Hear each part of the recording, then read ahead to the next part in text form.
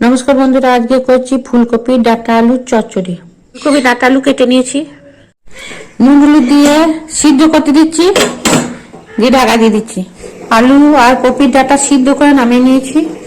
দিচ্ছি সর্ষের তেল, তেল গরম হয়ে গেছে, দিচ্ছি 5 ফোড়ন শুকনো লঙ্কা।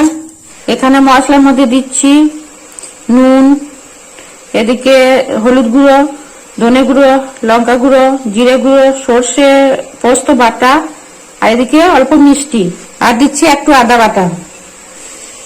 সব পুরো মশলাটা দিয়ে দিচ্ছি। চচ্চড়ি মাখা মাখা হয়ে গেছে, এবার দিচ্ছি কাঁচা সর্ষের তেল, দিচ্ছি লেবুর রস।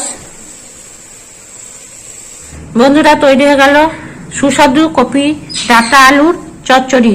গরম ভাতের সাথে খাবেন, আর কিছু লাগবে না তরকারি।